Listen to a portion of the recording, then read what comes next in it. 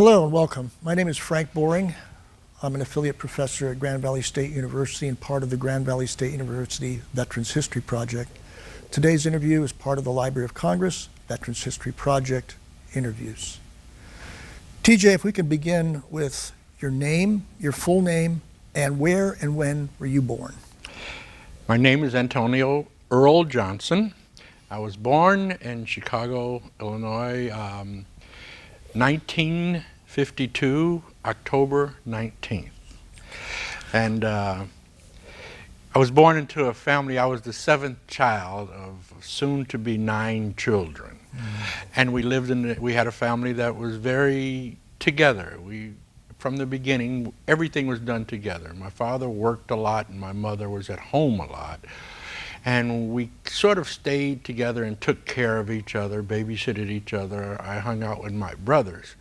Early in my life, in kindergarten, we used to go to school together with my brothers, and we lived on Vincennes in Chicago, and it's right off of what was South Parkway, which changed to Martin Luther King Drive after Martin Luther King was killed.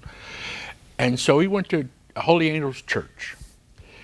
And the event I remember that started all of the anxiousness about Chicago was me and my brother saw some people, some young men, steal instruments out of the church. And he told on them.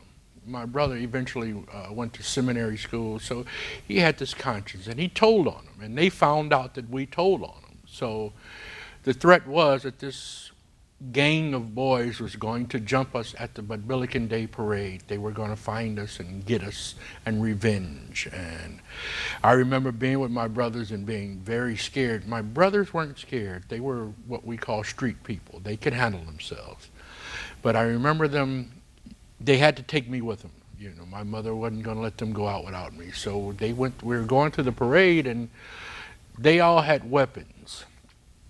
And I remember needing a weapon. I wanted a weapon, and they didn't have anything to give me, so my brother gave me a can opener. I remember to this day looking at the can opener and saying, what am I going to do with this? But nothing ever happened. The guys never approached us or confronted us. But it was still, I remember being so scared to go out in the street and do anything in Chicago. And that feeling sort of stayed with me for a long time. You're always on the defense, ready to fight. And I remember it happening a lot. Watching from the balcony of our story, we watched people fight all the time. And we watched women beat up men. And we watched men hitting women. And it was just a normal, everyday thing. And sometimes my father would yell down, y'all get out of here. And my mother would yell at people who were known gang members. And I would say, well, you can't do that. But you can't grow up afraid in those neighborhoods. And my mother and father and my brothers weren't afraid. Along came my sister and my other brother who were after me, which moved me out of being the baby of the family and sort of having to grow up. But at that time, I was part of the choir, I was an altar boy, and we had a lot of people living in our 2-bedroom house. My mother and father had 1 bedroom, and my brother stayed in the other one, and then everybody else lived on couches and whatever. My cousin lived with us. My uncle would be in and out, and finally, he moved in with us when when his wife left him. He was a Korean War veteran, a disabled veteran, and he drank his check away every month, and his family couldn't handle that, so my mother took her brother in. So we had a very crowded house. Then my father got a promotion or a new job, or I'm not sure what it was, but we moved to 7331 Peoria, and it was a house. My mother always wanted her own house, and my father had finally got her a house. And we all moved there, and I think that was the time when my brother started going, I think he got drafted to go to Vietnam at that time. So we moved into the house, but we only stayed there for a year because my father couldn't keep up the payments. he went bankrupt, and he moved out to what they call the housing projects. We had a thing called the Projects to Housing Authority, which low-income families could move in and pay what they could, and et cetera, et cetera. So we moved into the LeClaire Courts that was out west. It was, the west side of Chicago was riddled with gangs, and we lived in the projects on the west side of Chicago. So I remember having, again, a crowded family. We had 4 bedrooms, but what happened was nobody moved out. Everybody moved in, so when my sisters got married, whoever they married moved in with us. The kids moved in with us. So they had a room. My other sisters had a room. My brothers had a room. My mother and father had a room. And my uncle was down in the basement. So me and my middle brother, Mickey, my brother closer to me, we would just find a place to sleep at night, wherever we could. We'd sleep on the floor anywhere. We'd just go to sleep. And we just never had a room or anything like that. And it was very crowded. And we lived there. I was in the 5th grade when I got there. I remember we lived there all the way through my high school years. And I graduated from high school in '69, and I decided to, my grades wasn't good enough to get a scholarship, but they wanted me in college anyway, so they overlooked that, and I went to Winston-Salem State University. And that was supposed to be my exit out of all the gangs and everything. My neighborhood was riddled with gang. They used to have a time of season where the gangs would recruit people. And in my neighborhood, the Blackstone Rangers would come out there, the disciples would come out there and tell you that you were in the gang. Well, what I didn't know was my brother was already in the Blackstone Rangers and one of the top people in the Blackstone Rangers, so they never recruited me per se. And the disciples left me alone because my brother was one of the bigwigs, you know. And it was also the time, other than the gangs, it was the time of the race riots and the revolution. And then there was the Black Panther Party. And in high school, I started to follow the Black Panther Party and the Youth Organization for Black Unity. And then there was the Democratic Convention where Mayor Daley decided that if you're on the street at night, you get shot. So the violence in Chicago came from a lot of places. I always tell people that in my house was probably one of the most violent people, you know, my brother. They used to talk about Slim and how Slim beat up people, and I found out Slim was my brother. I said, well, I'm living with the craziest guy in the neighborhood. And so we had the police that would chase us off the streets. We had the gangs that were recruiting us. We had the Youth Organization for Black Unity that would go out and sit in and get sprayed with fire hoses. We got suspended from school. And then we were bused into a school that had 3,000 whites and 300 blacks. And every spring and summer we would have riots. And the way they would break up the riots would take all the black people, put them on a bus, and take them to the 35th Street jail station. And the parents would have to come get them out of jail. Well, my father just wasn't going to come get us out of jail. So one of the other neighbors would get us out of jail. My mother would come and pay $15 bail and get us out of jail. And that's what the way they stopped the fighting. They would take all the black kids away from the white kids. And we always had fights, and of course in '68, Martin Luther King, we fought about Martin Luther King. So it seemed like there was always tension, and just a regular thing of bullies picking on you. I remember there was one guy who told me he was going to beat me up every time I came to school until I had to fight him. As much as I didn't want to fight him, I had to. And I was so angry and scared that I beat him up, and that kept everybody off of me and the reputation of my brothers. So all of these things accumulated, and I thought that getting out of the projects by playing ball was my answer. Well, when I got to school, I wasn't the star anymore. I was a good ball player in high school, star, everything. But when I got to school, I wasn't the star anymore.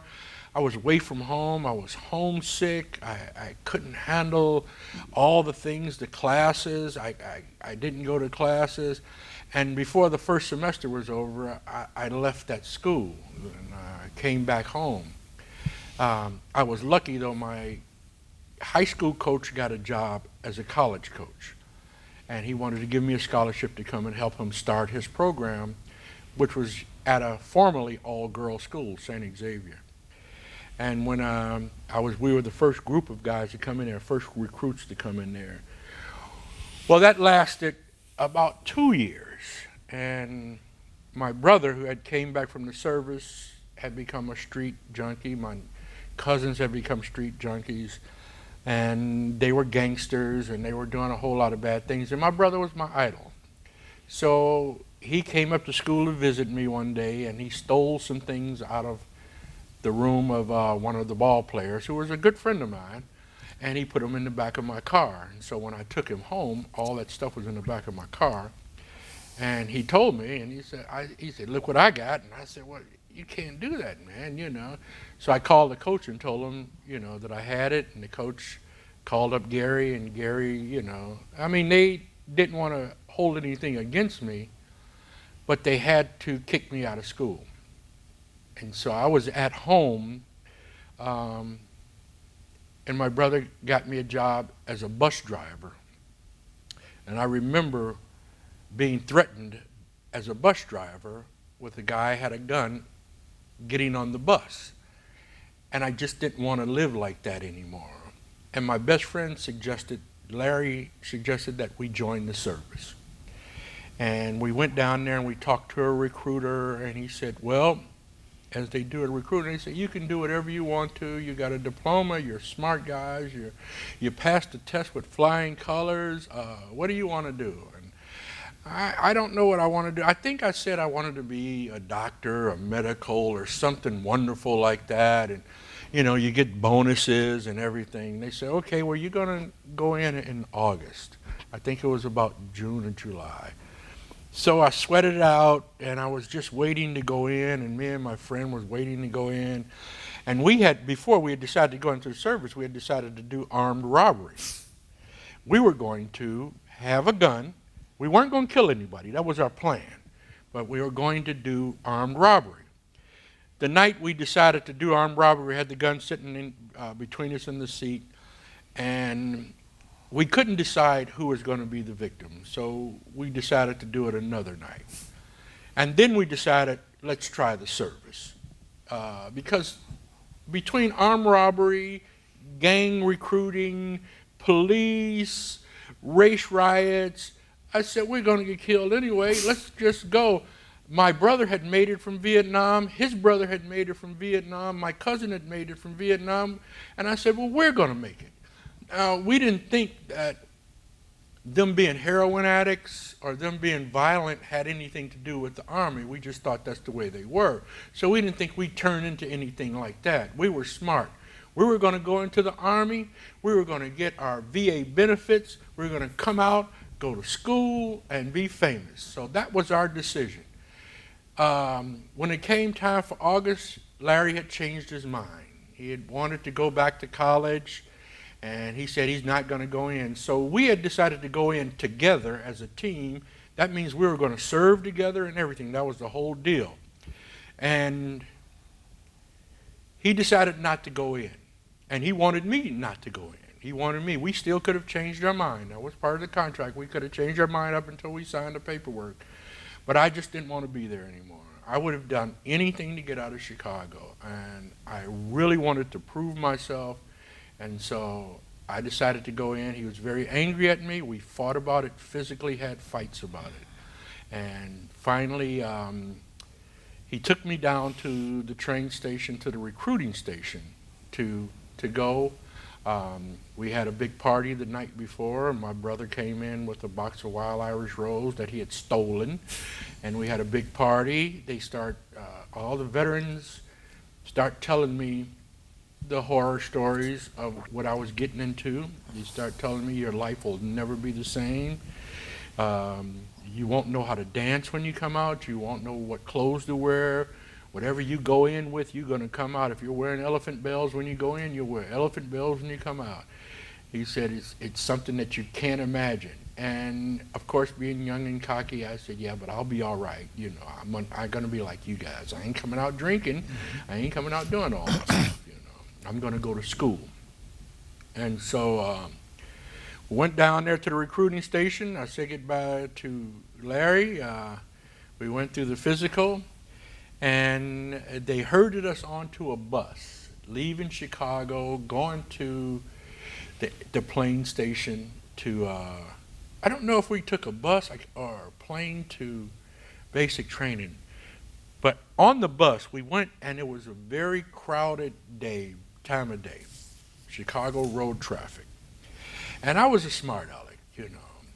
So the bus stopped, and the bus stopped right outside of a liquor store. And this was a precursor to my relationship with liquor. I jumped off the back of the bus, ran into the liquor store and got a bottle of liquor, jumped back on the bus and passed the liquor around. I was the big guy on campus. And so we all got a little drunk, you know, and everybody was, you know, sort of cheering. First of all, I wasn't old enough to get the liquor, and, you know, but I looked older, you know, so they let me have a liquor. I remember I had on an overcoat. So I don't really remember when we got to the reception station. I know you stay at the reception station about 3 or 4 days.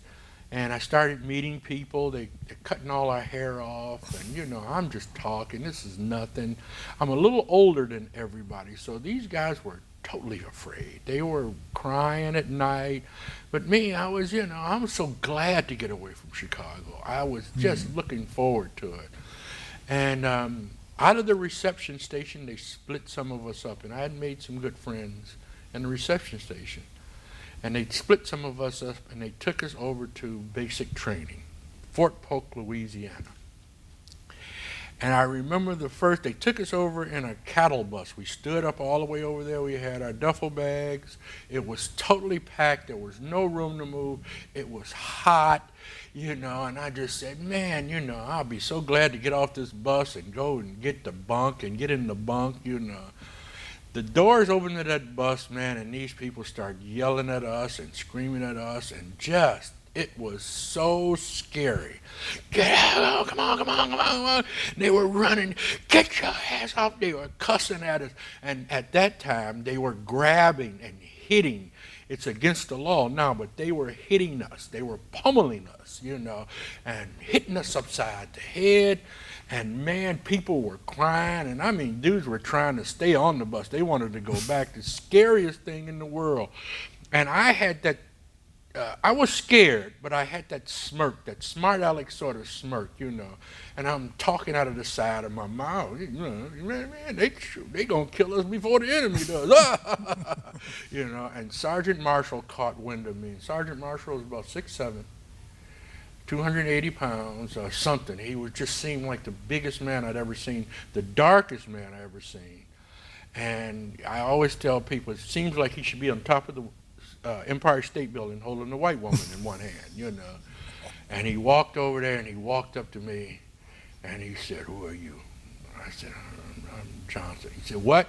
I said, I'm Johnson. He said, you're Private Johnson. I said, I'm Private Johnson, you know. And everybody, you know, I'm looking around at everybody giggling, and he said, MFer, I'm going to kill you. And his eyes were red. I remember his red eyes, and I remember him looking straight through me, and he said, and my eyes watered up because I wanted to cry so bad. I just didn't let the tears out. And I think I just about peed on myself because this man said he was going to kill me. And I said, jeez, I thought he was on our side, you know. And we got in there, and they ran us to the barracks. Before I went into the barracks, the other lead drill sergeant said, you're in charge of these guys. Whatever happens to them happens to you. And I said, I don't want to do that. He said, you're in charge, you know. You're platoon leader. and he made Jonathan Hanson the other platoon leader, a white guy. And me and Jonathan start talking to each other in the barracks. You know, we were in there about half hour, and they ran us out and told us what the bottom line is. You're going to run everywhere. You're going to do this. You're going to do that. You take care of the people, etc. So all the time we're in there, I'm taking care of people. I remember at one point I had pneumonia. They had to take me to the hospital, but I didn't want to stay in the hospital because I had to take care of people. And they kept me overnight and let me go in the morning. Then the next week I ripped my knee up. It went out of place, and we were doing drills, morning drills, and my knee went out of place. And I didn't want to go away from my troops. So they took me to the hospital, they wrapped it up, took x-rays and everything, and they said, you're going to be all right. So I went back out there limping. I was the PT NCO. I made all the calls. What's a PT NCO? PT NCO, physical training NCO. And he's the guy that when you start running, he's 1, 2, 3, 4, 1, 2, here we go. All the way, every day. But you're also responsible to keep everybody together. So if we're running, and we used to run 5 miles, and if you're running 5 miles, if somebody drags, you run back, you get them, and you bring them up, and then you continue to run, you know. Or you get the troops to run in place while everybody catches up. So if you run 5 miles, you're running a good 6, 7, 8 miles, you know, going back and forth. But that was okay. I was glad to be in charge. I was glad that he had made me one of the guys in charge. So they had told me that I was going to be, we had to pass a test to get out of basic training and to go to advanced individual training. And one of the tests was to find our way out of the woods without anything. You know, we don't have anything. What they do is they place 2 people in this wide, big wooded area, dense, and they place you at sunset, and night is coming on. And 2 people, and you have to find your way back. And you basically can't go until everybody's back. Well, everybody thought I knew what I was doing. So when they bumped into me, when they'd call out, Sergeant Johnson, you know, and I'd say, here I am, you know, and they'd find me.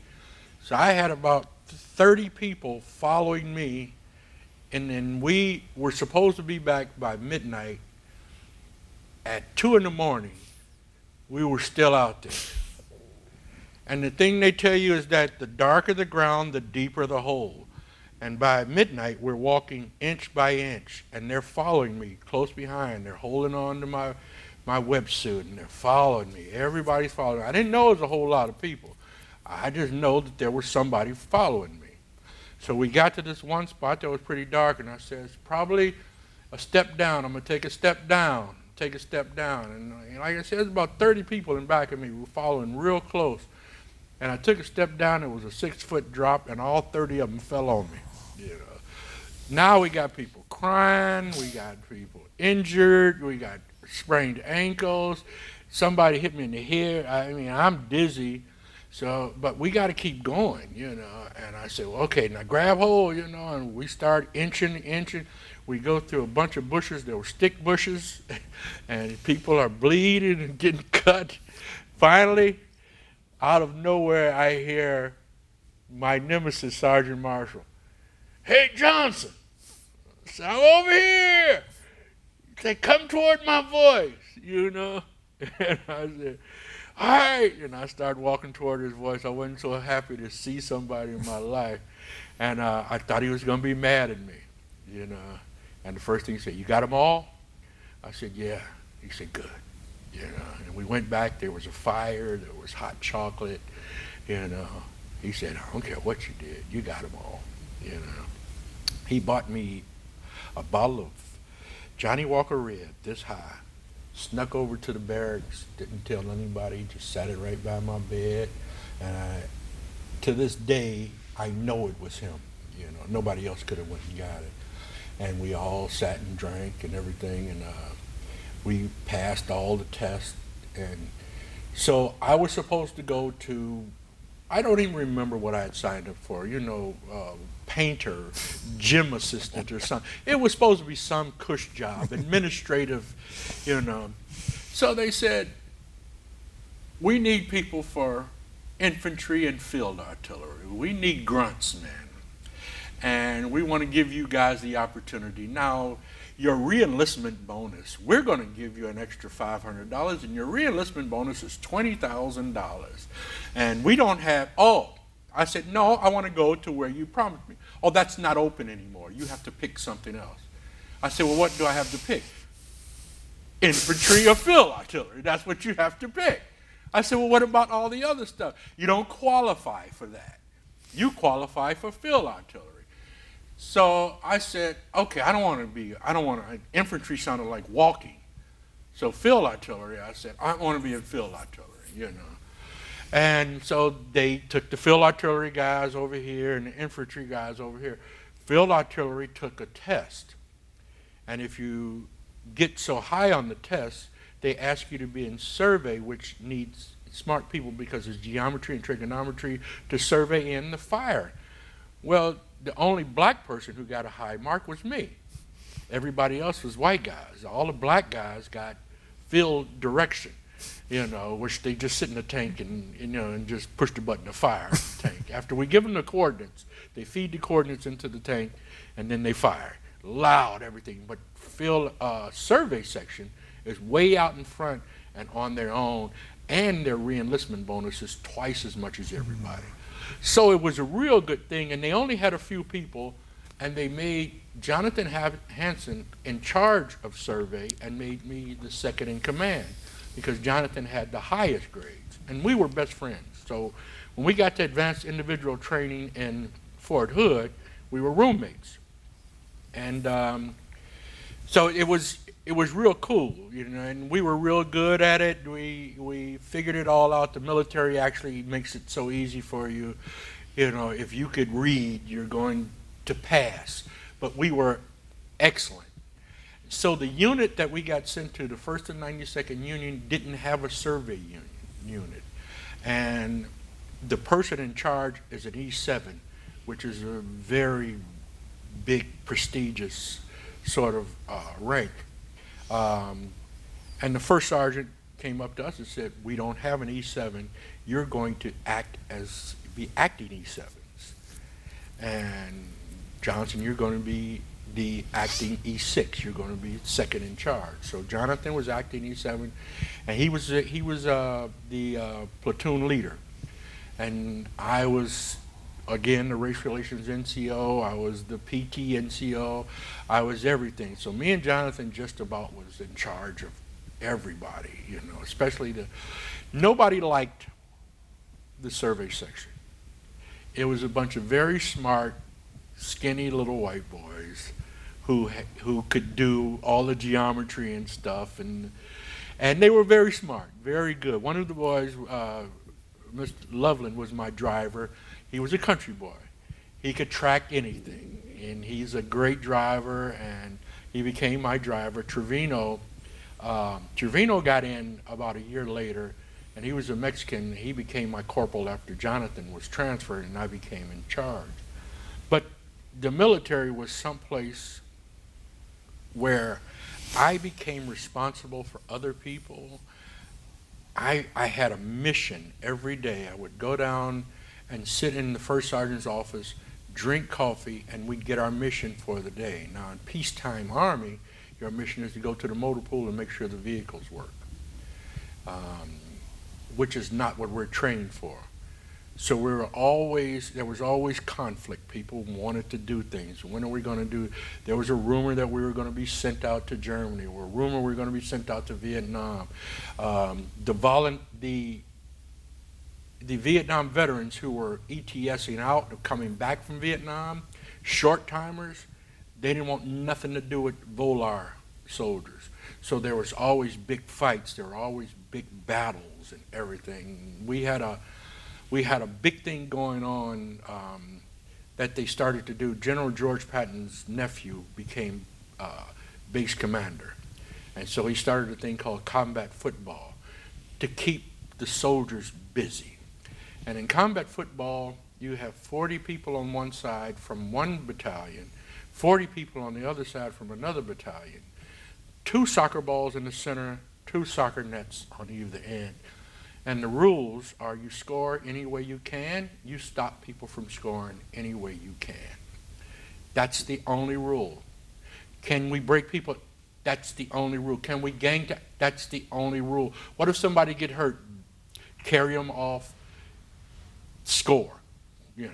And I was one of the biggest guys, and Big Ed from Louisville was on the other side. He was one of the biggest guys, so we were always clashing. He was a black guy, and he used to always get me for, you know, taking care of my white boys, you know.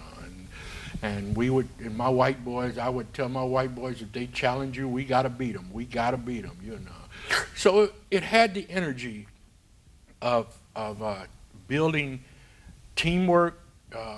Our captain, Captain Riggs, came out one week to show that he was part of us, and he had his hand broke immediately, you know, and we thought that was the greatest thing in the world. Our captain was, none of the other captains came out. Captain Riggs came out, and he was a leader. Our first top, Sergeant Latham, he hated it.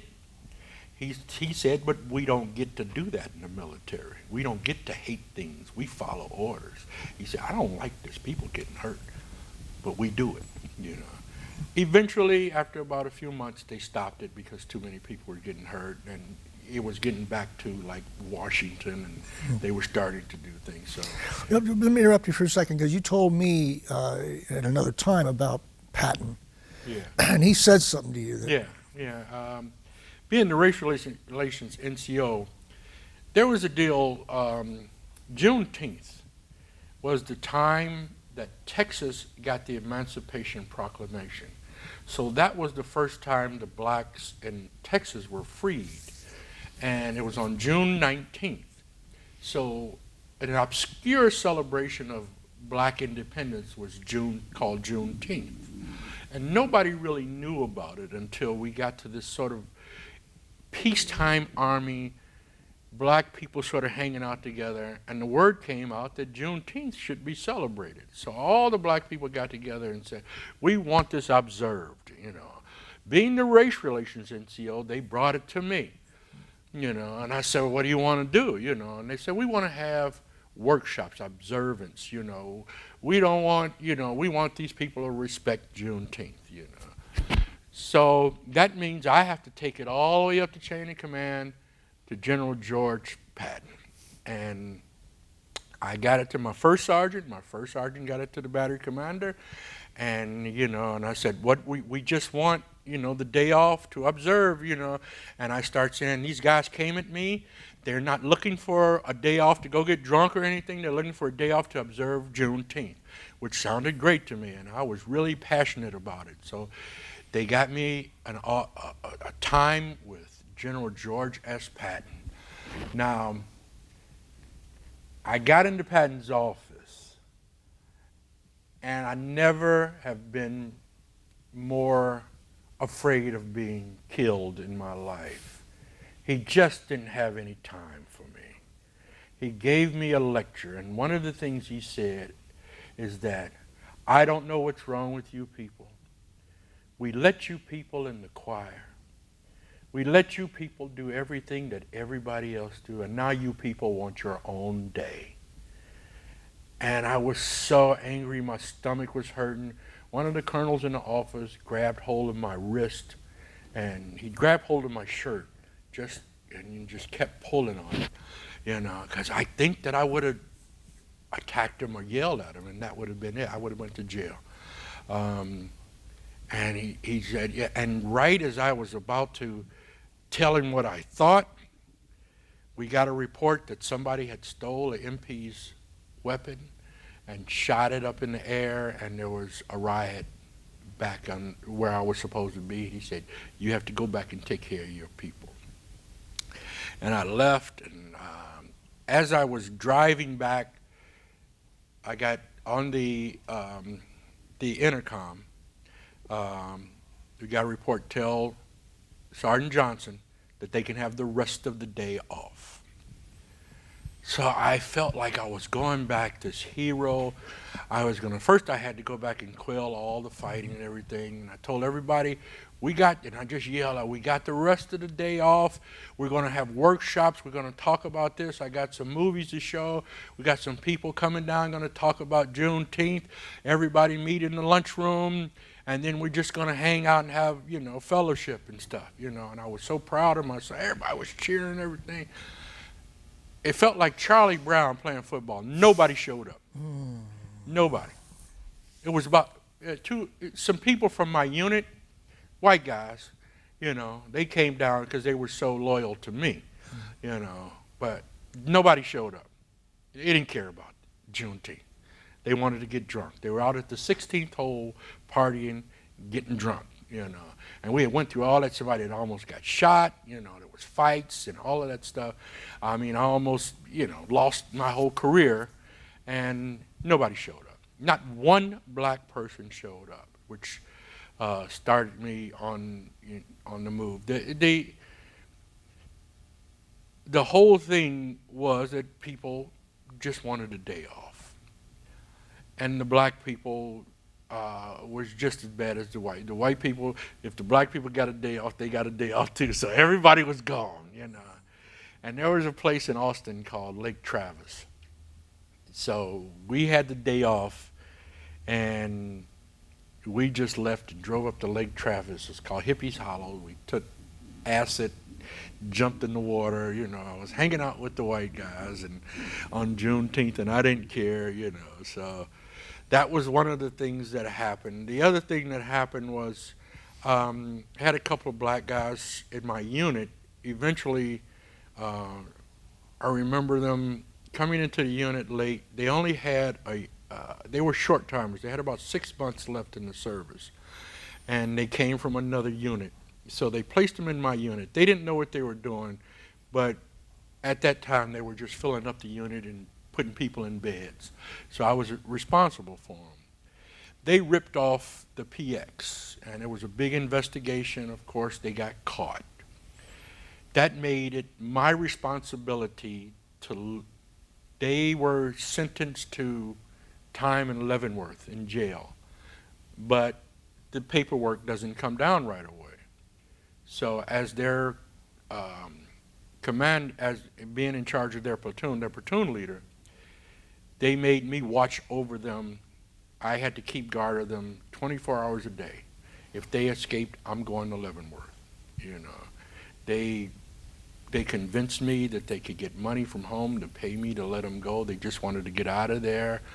One guy got a voodoo package from home. One guy offered me a pack of money. The only people I could trust to be on duty to guard them was me and Corporal Trevino. And the rest of them, they would have threatened them. They would have got off. There was no lockup. They were just in a room. And, I stood guard for 30 days. And I talked to those guys. I talked to them. And when it was a lot of bravado. They didn't, oh, fuck it, I don't care, man, blah, blah, blah. Finally, the day they left, the MPs came up and got them, handcuffed them, and they drove off crying like little boys, And it was just like I was seeing some of my kids go into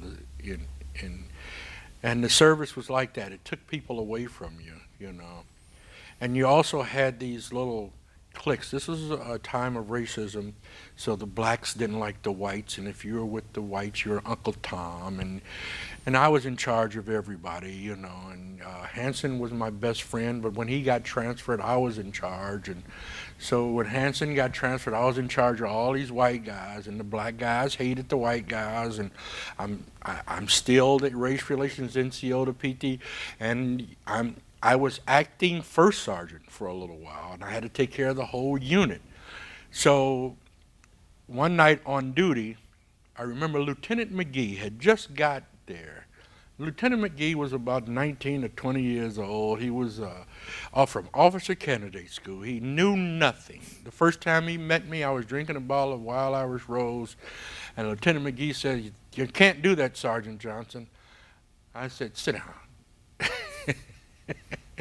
And I just gave him the bottle. I said, "Drink some of this, leave me alone, you know. And then they told him, you know, let the NCOs do what they do, you know. And he finally got it. He was on duty with me. And I said, I'm going up to close the day room. You know, the guys playing pool up there. And it was a party room, everybody partying. Nobody cared about that, but it was time to close, you know. And sometimes some of the people on duty just let them play until they burn out, you know. I wasn't about that. It's 12 o'clock, y'all go to bed, you know. We got to get up in the morning, you know. And some of the black dudes who were connected as gang members outside, they were together, they were gang members. You know, they said, well, we ain't got to do nothing, you say. You know? So I said, yeah, you do. You got to do it. Or you going into the brig, you go to get Article 15, you know, so they're wolfing, and actually walking up on me, you know. So I took a pool cue to pull the white ball off the table, and I put it in my hand. And I made up my mind, if he gets too close, I'm going to hurt him. You know? So the guy got close, and I hit him upside the head and split his skull open, you know. And then they all sort of hesitated for a minute, you know, because they said, he's crazy. And I backed out, and I ran downstairs, and I got to the officer, and I said, these guys are going to attack me. You got to help me, you know. So the officer gets to carry a weapon on duty. The NCO doesn't carry a weapon. So the officer had his weapon. He was out there, and it was about 5 of them, you know, and they came charging down the steps, you know. And he said, stop. So they stopped for a minute, and then he said, they started moving forward on him. They was pushing him out the way, and I said, shoot him. You know, shoot him or give me the gun, you know. And he wouldn't do it. He wouldn't shoot him. He wouldn't give me a gun. So I just started fighting him, and I was holding him off. I was fighting him pretty well. And one of them had broken the pool cue, and as I turned around on one, the other one stabbed me in the back. And I said, all right, you win, and I started to leave, and I was walking out and didn't know where I was going. And they started coming after me, and I turned around and said, what you want to do? You know, and it stopped, and finally they backed off, and I started walking, and some girls drove past, and I said, can you take me to the hospital? And they took me to the hospital. When we got to the hospital, the MPs came, they got my story. Went to the hospital. They sent me off post for a little while for everything to cool down. When I came back on post, they wanted to keep it quiet. They didn't want to talk about it. They wanted to act like it never happened, you know. And I had this feeling that if I started to write reports and stuff, these 5 guys would go to jail. And I'd already seen black people go to jail. And I just decided that it wasn't worth it. Some friends of mine said that the guys just went AWOL anyway. They just left, you know. So I said, well, they'll take care of themselves. And I don't know if they left or some of my friends got to them. I just didn't want to know. I wanted it to end. I didn't want any more this black-white stuff happening. So then we got the hardship tour in Germany. They send you over to Germany for 6 months. It's a combat zone. You just train every day, 24 hours a day you train, you know. No women, no wives, nothing. You just train. That's all you do. This is during the period of time when there was a divided East and West. Yeah. Berlin, the communist, Oh, yeah, communist threat was big. Right. So yeah, okay. Yeah, and you just go over there and it's like you're in war, you know. I mean, you go over there and you live in a barrack, you live on top of each other, you live, you know. You go to the mess hall, you go out and you get ready, you roll out every day and you fire the weapons, you know. So it became very important. The leaders became very important at that time. We had strategic meetings every day. I was in charge of the group by then. And so I went to a German colonel had asked my survey group to come in and survey mortar shells. Now, mortar shells are things you shoot, and if they hit 50 feet, 100 feet, you're close enough, you know. And so surveying in mortar shells is stupid. But, okay, I got orders. And it was on the weekend when I was going to let my troops go, and they were going to go on a large hike with some German people, some German girls. I was going to let everybody go. So I decided that I'm going to let them go anyway. And then I'm going to go with my driver, Tony, and my corporal, Trevino. And we'll take care of it, because mortar shells, I can map spot mortar shells. So I got out there, and the colonel says, where's your unit? And where's all the theodolites and all your survey equipment? I said, we don't need all that stuff. I can map spot mortar shells. I'm probably one of the best in the country at doing that, and I was, And I did. I map spotted them, and he says, and they had their thing. They did what they were supposed to do. And as I was leaving, he said, he put me at attention. He said, no, he put my driver at attention. Because my driver Tony was a farm boy. He didn't dress right. And he told me, come out here, you're a disgrace. And I said, don't talk to my people like that, And then he just put me at attention and said, you come out here, you don't have your equipment, And I said, I did the job I was supposed to do. And I'm going back and forth, and you're disrespecting me, and blah, blah, blah, blah, blah, blah, They sent Tony and Trevino back and locked me up in a German jail, man. And the word I got was that United States can't help you now. You cussed out a German colonel. They can't help you. You're going to be in here until they get tired of you being in here, years and years and years.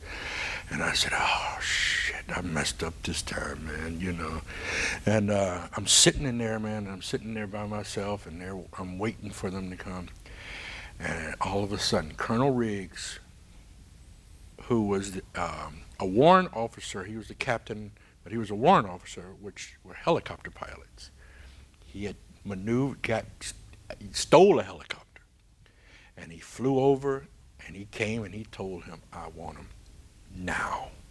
Come get him. And he said, I'm not leaving here until he's on that helicopter, man. And Captain Riggs got me out of jail when he wasn't supposed to. He was going against military all over, and he got me out of jail, and we got back in that helicopter, and he got me back to post, and he said, please, give me a break, man, He said, I can't do this. I'm going to get in trouble, I can't. I said, I'm sorry, man. He said, we need you so bad, we don't know what to do with survey if you're not here. These guys don't know what to do. Race relations, you do everything, And I'm telling him, I said, I'm sorry, man. The guy was I said, I know how they are, Then later on, about a week later, Captain Riggs got word that his wife had cancer. And he wanted to go home.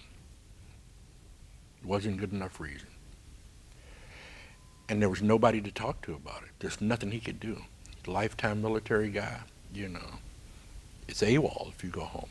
This was just like being in war, this training. One night about 2 o'clock, now we couldn't have alcohol in our barracks during the training. We couldn't even buy it, So one night, about 2 o'clock in the morning, Captain Riggs comes to the barracks. Officers never come in, enlisted man barrack. Sergeant Johnson, I need to talk to you. I said, oh shit, we're getting ready to go. We're getting ready to move out, And so I got up, and I walked out, and he had a bottle of scotch, and he started telling me, about the problems with his wife and how they wouldn't let him go home, and I was the only one he could talk to, He didn't even talk to the lieutenants who were in the barracks with him, He came and he got me out, and we talked, and and that's all, He just wanted to talk, and we drank and got drunk, and he gave me the rest of the bottle, and he left, and that was it. We never talked about it again. Never talked about anything. He just needed somebody to talk to, and I appreciate it that much. Then they transferred him right before we came out. They transferred him out, and we got another commander who was pretty good too, But one of the things that happened was I learned that the NCO is the most important cog. He's the guy that takes care of everybody. You got to take care of your officers. You got to take care of your enlisted man. So there's no point in complaining. No point in feeling sorry for yourself.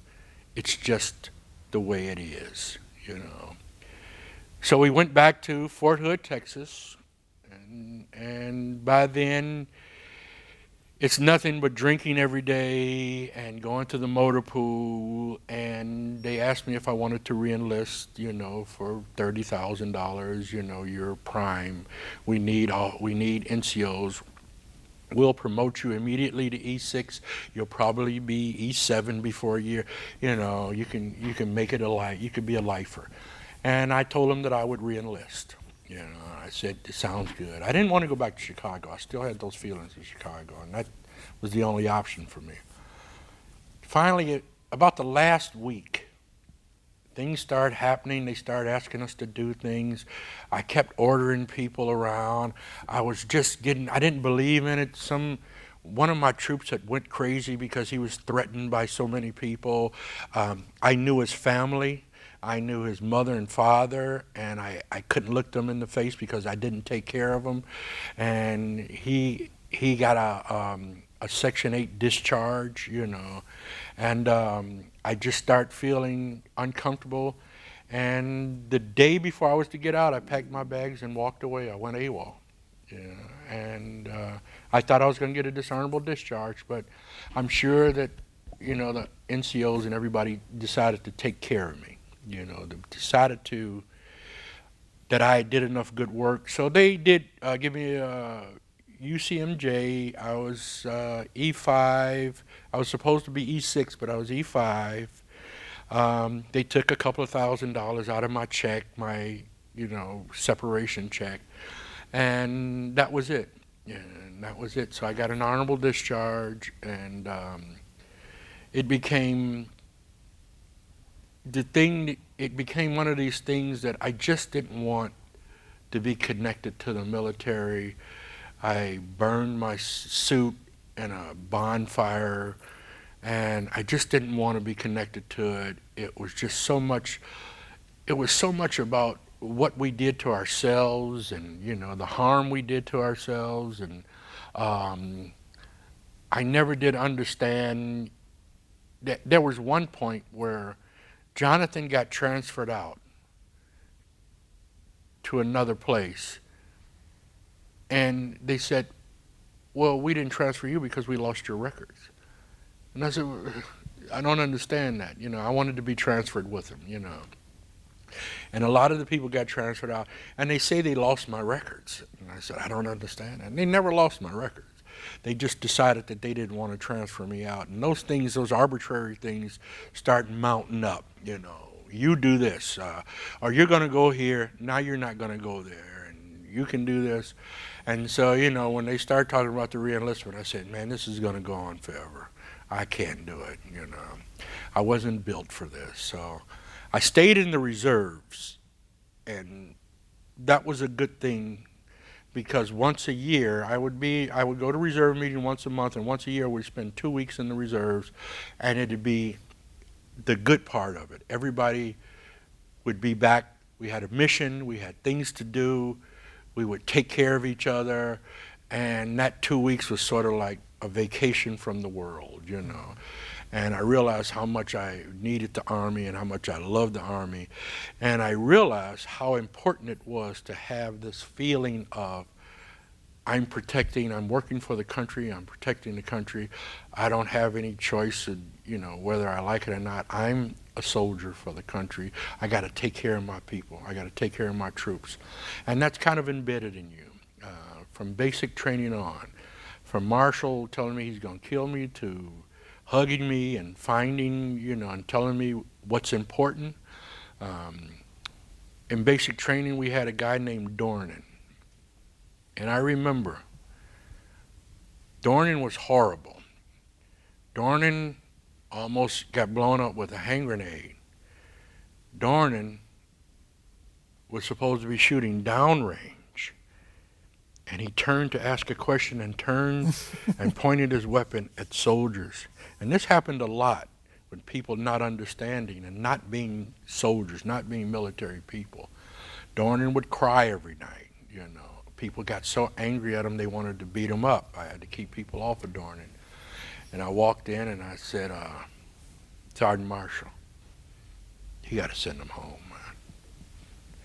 You got to take care of this guy. You got to make him a soldier. I said, dude, he ain't going to make it, man.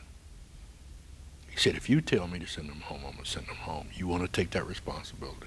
I said, you got to go home, man. Somebody going to kill him. Mm-hmm. They're going to kill him at night. They're going to kill him in the bed, or he's going to kill himself, or he's going to hurt somebody. Dornian's got to go. He said, all right. He's out. He won't get a dishonorable discharge. We'll just say we decided that it didn't work. 90 days, he's gone, And never told anybody, never, I never, they never told anybody that it was my responsibility or anything like that. But I just knew this kid wasn't going to make it, man. And everybody would complain to me, and I just started watching him. He'd run, and he'd fall, and I said, and I'd run with him and talk with him, and he'd be crying, and one time I walked in the lunchroom and he looked up at me and the tears just started coming out of his eyes. I said, this guy's not going to make it. Mm-hmm. And even that point, it was less than 90 days. I'm sure that he's been affected by the military his whole life. That's why I tell people, if a soldier goes into basic training, he's changed for the rest of his life. He sees things, he hears things, he feels things that's going to affect him.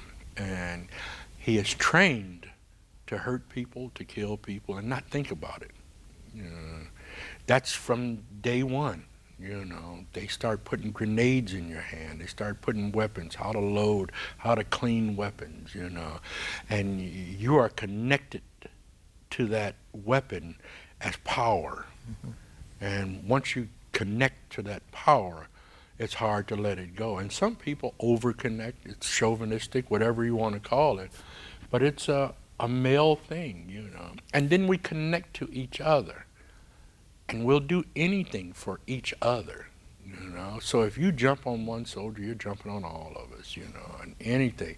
If I get arrested, you get arrested. The whole thing of being in the service and being a soldier is about building this team that doesn't think we just follow orders. We obey orders. Now the problem is, if you don't stay in there, you got to come out. And the world ain't like that. The world is entitled. Nobody obeys orders. Nobody has any respect. You got people standing on the flag that you are guarding. It's the most ridiculous thing in the world. You can't stand by and watch that. You got veterans being spit on. You got veterans being abused in the hospitals, And your mind is sort of like, it's us against the world. Why don't they treat us better? Why don't they, do they realize what I just went through? Do they realize what I can't tell you? I can't talk to you about this. I never talk to anybody about anything that happened in there. This is all between me and you. But if I see a bunch of veterans and I say one of the code words, where'd you do basic? Fort Polk. Oh, man.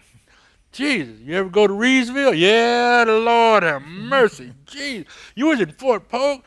I hated you. Yeah, I just told him. I said, Field Artillery? You Field Artillery? I'm Field Artillery. You know what Field Artillery is, don't you? So it's a code word. We're real comfortable when we're around each other, no matter what. I used to tell people, if they do drop a bomb and the world explode, find a veteran. He's going to survive. And surviving is sometimes better than living. So if they decide to be homeless, they're just on a field mission. We're just out on the field. We got our knapsack, got a place. We didn't have tents or anything. We just rolled up and found a place to sleep. I used to sleep. The sight of a weapon is like this. And I used to stick my weapon in the ground, lean on the sight, kneel down, and take a 20-minute nap.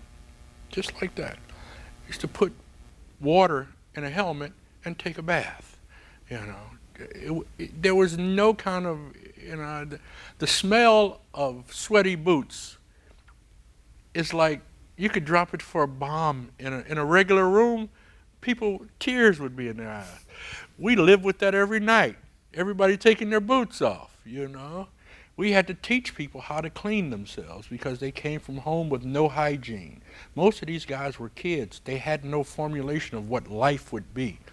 And they came in here and they had to grow up and be men immediately. We ain't got time for that. And back then it was pretty rough. I don't think they could do the physical stuff anymore, you know. I don't think they could knock you down and pick you up. But you come out of basic training in the best shape of your life. You know, you come out of basic training ready to face anything. And if there's nothing to face that's worse than having a war to go into, because you're trained to go into the war.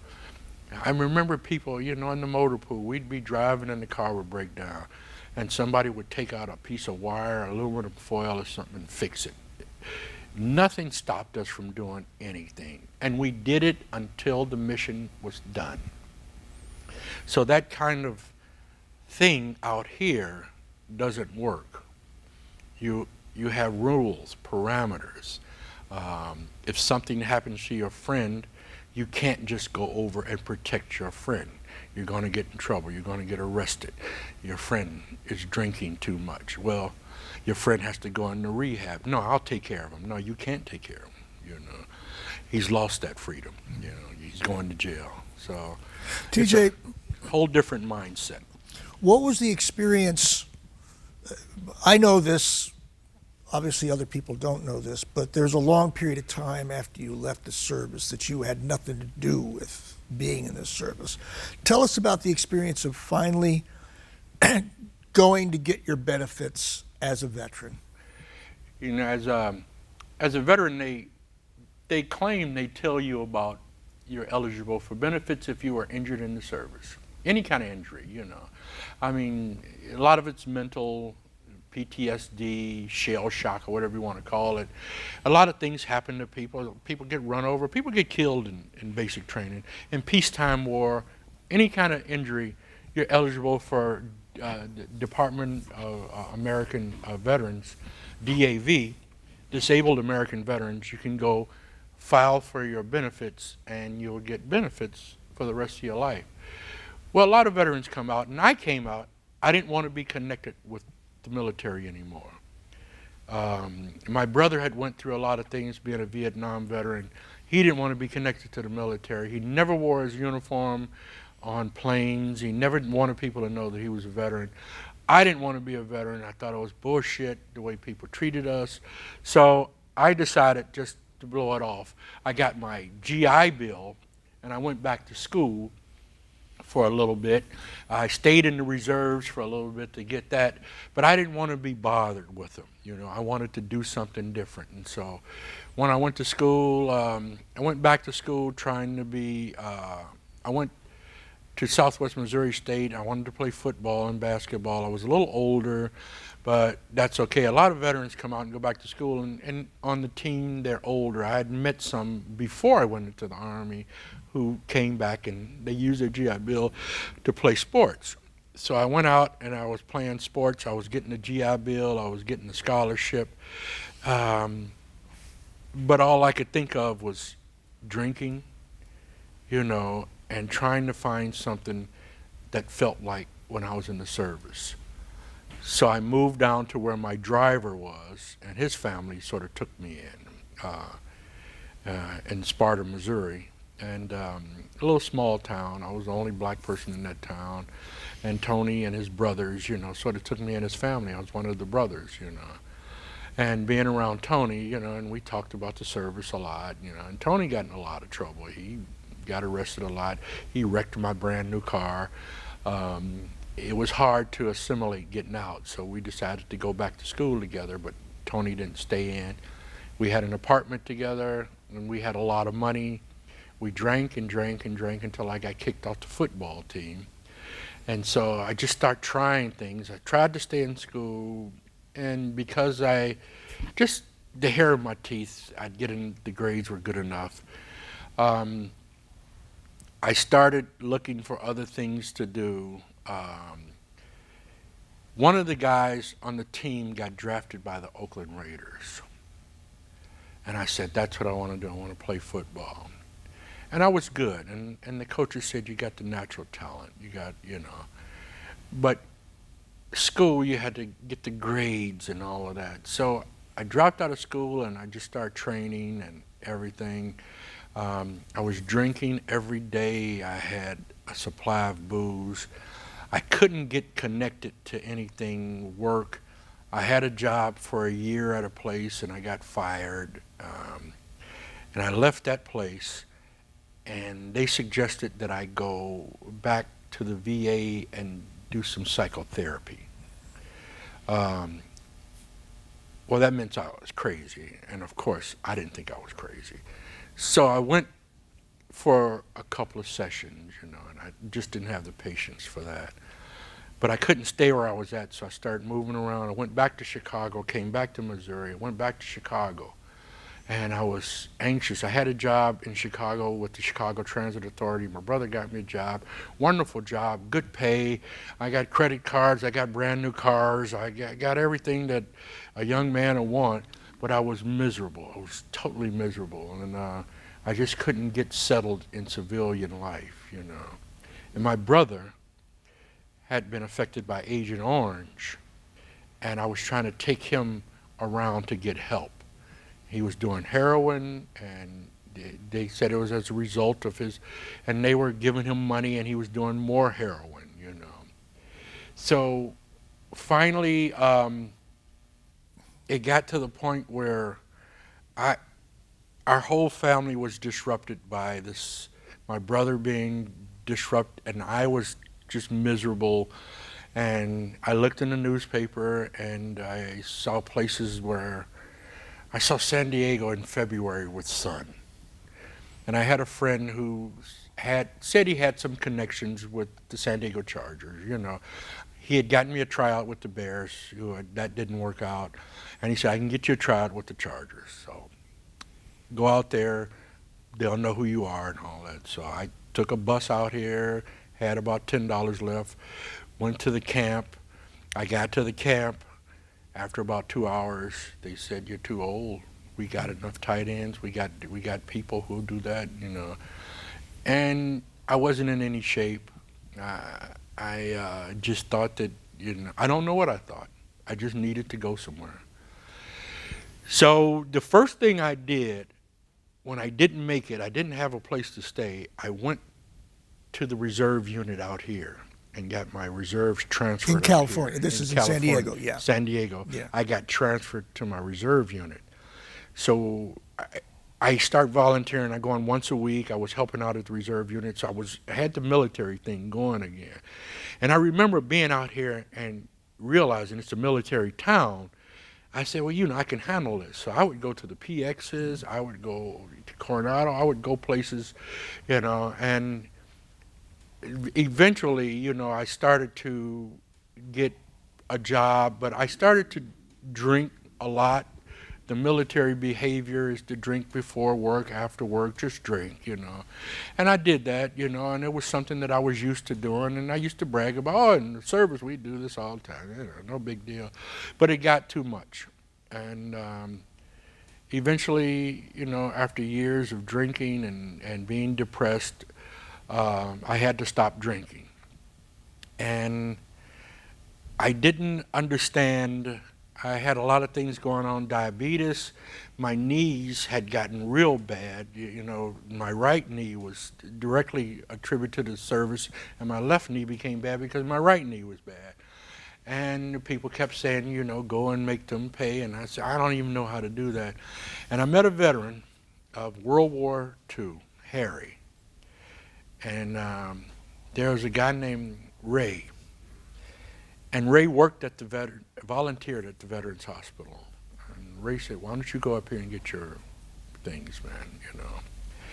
And Harry said, yeah, man, go on up there. Them people owe you money, you know. He said, this little room, you just go into this little room. You walk in the door, you see this little room. You go into this little room, and you tell them who you are, and they'll take care of you. said, but nothing is that easy in the Army, man. Nothing happens like that. You wait and you wait and you wait. He said, look, I'm going to tell you, man, you know. Because I had told them what I'd been through, and they said, well, you know, it's all waiting for you, you know.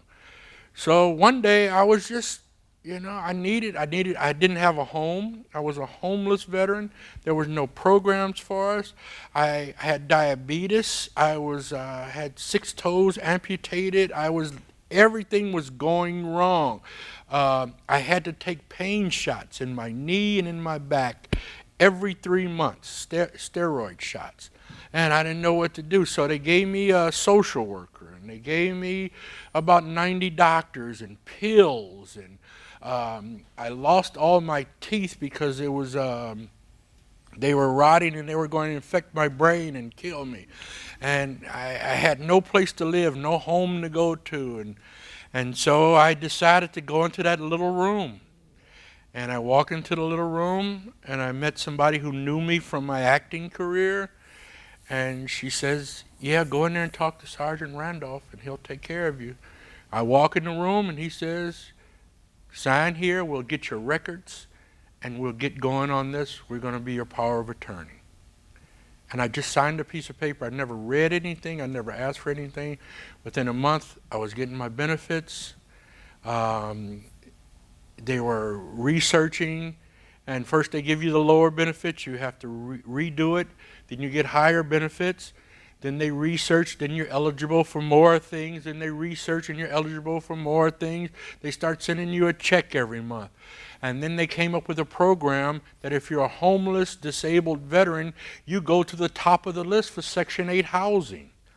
And I'd been on the streets for so long and couch surfing and living with people, I couldn't believe that. So I went out and filled out all the paperwork for Section 8.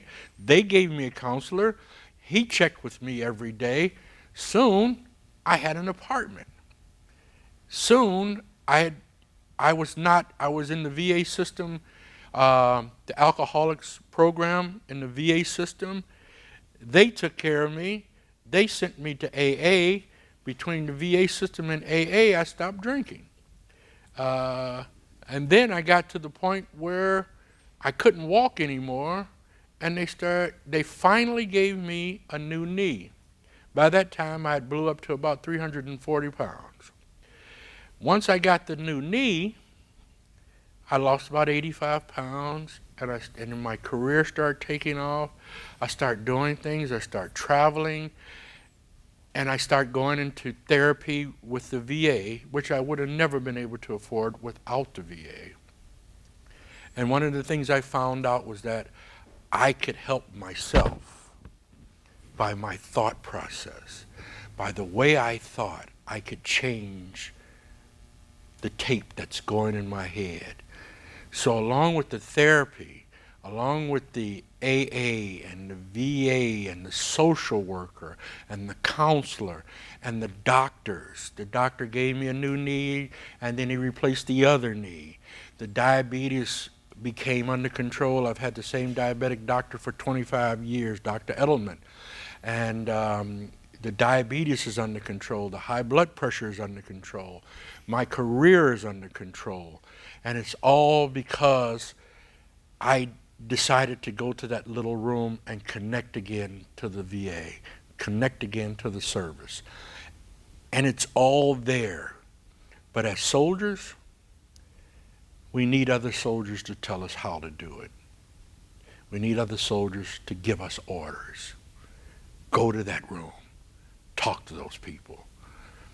And now what I do is I go to places where young soldiers are in trouble, about to get a dishonorable discharge, and I tell them my story. And hopefully it changes them, it changes their thought process. And every time I see a veteran, I think that one of the greatest things that happens is no matter why you decide to go into the service, you become a soldier. And a soldier is somebody who takes care of other people, no matter what happens to him. And now we got to take care of the soldiers. One of the things I do is I sing the Star Spangled Banner every year at the OB Fair. That's my dedication to being a soldier. I sing it on the the grounds where they call it the Veterans Plaza, where all the veteran names are. And we start the fair out every year. I say the fair doesn't start till the black man sings, you know. And the other thing I do is I wear my Army hat. I wear my Vietnam era veterans hat. I wear it a lot.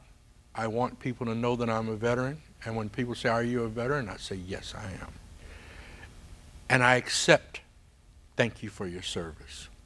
No matter what they mean by it, I accept it.